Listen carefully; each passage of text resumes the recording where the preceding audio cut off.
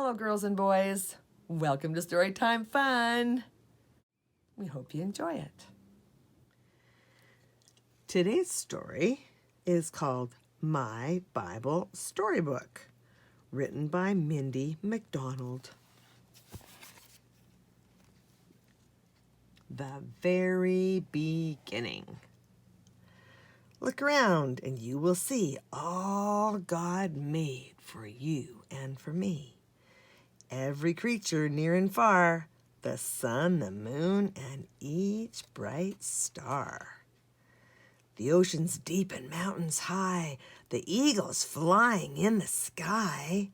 When God made everything he would, he looked around and said, "It is good." Genesis 1, verse 1 to chapter 2, verse 3. God made the world. A bad apple. A garden so lovely you wouldn't believe.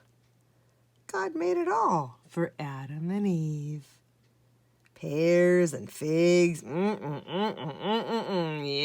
in my tummy, yummy mangoes and such. But one special tree, God said, do not touch. These apples, he said, are not for pie. One bite from these and you'll surely die. But Eve stole a taste and Adam did too. And God was so sad. Their friendship was through. Genesis 2, verse 8 to chapter 3, 21. God told Adam and Eve not to eat the apples.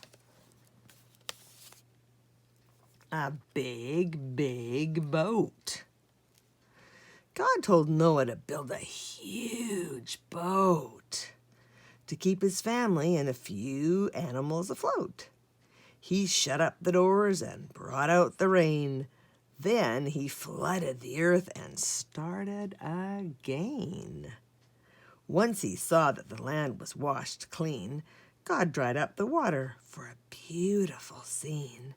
A colorful rainbow he hung in the sky as a sign of his promise to keep the earth dry. Genesis chapter 6, verse 9 to chapter 9, 17. Noah sent a dove to find land. The littlest ruler. God's people were many, so Pharaoh decreed. The Israelite slaves are too numerous to feed. He killed their male children one by one, but one brave mother let God save her son. She placed him in a basket in the river and then watched as it floated away round the bend. Pharaoh's own daughter found the basket and raised Moses to rescue his people one day. Exodus 1, verse 8 to chapter 2, verse 10. A basket boat saved baby Moses. A giant fight. The Philistines dared the armies of Saul to send out a champion to battle and brawl.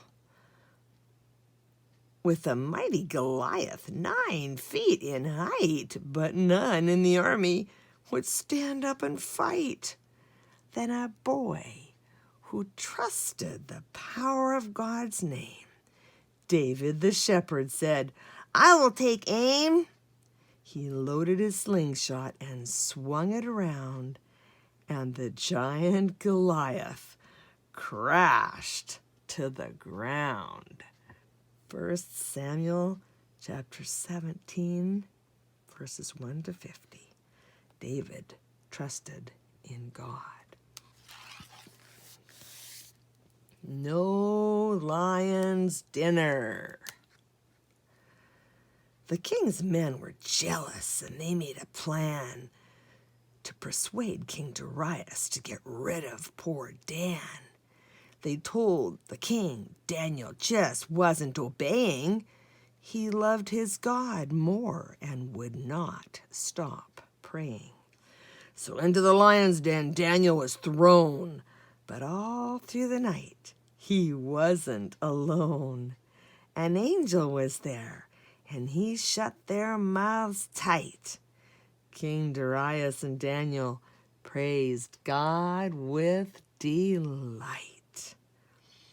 Daniel chapter 5, verse 30 to chapter 6, 28. God saved Daniel from the lions. Something's fishy. God sent Jonah to Nineveh with something to say, but Jonah refused and instead sailed away. But God's plans do not so easily fail. He had Jonah swallowed by a big fat whale. Jonah prayed, and God heard his cry. After 3 days, the whale spit him out to dry. Then he went straight to Nineveh, ready to share all that God's love could do for them there. Jonah, chapter 1, verse 1 to chapter 3, verse 3. God sent a whale to swallow Jonah. The king in the barn. Young Mary and Joseph to Bethlehem went, but the innkeeper said, "I've no rooms to rent." With their baby about to be born any minute, they said yes to a barn without asking, "What's in it?" But Mary and Joseph, they felt no shame. They swaddled their baby and praised God's name. And others came to worship the light, the King who was born in a barn that night. Luke chapter 1, verse 26 to chapter 2, verse 20. A lamb saw the birth of Jesus. Fishes and loaves. 5,000 folks followed Jesus for days to hear and see his miraculous ways. His friends said, they should go home to eat. But Jesus replied, "You give them some meat." His friends were baffled and just scratched their heads. All we have are 2 fish and 5 loaves of bread. But Jesus said, "That will be more than enough." And 5,000 folks ate until they were stuffed. Mark chapter 6, verses 30 to 44. A little boy offered to share his lunch. All for us. Jesus, God's Son, lived a life without sin. He was loving and perfect, outside and within. He was nailed to a cross, and he died for us all. So our sins were forgiven, every one, big and small. His body was laid in a tomb with care. Then an angel announced he was no longer there. You see, God is mightier than death and the grave. If we only believe, we will all be saved. Matthew 26 to 28. The angel said, Jesus has risen.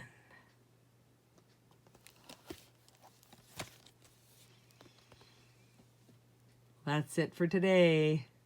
We'll see you next time.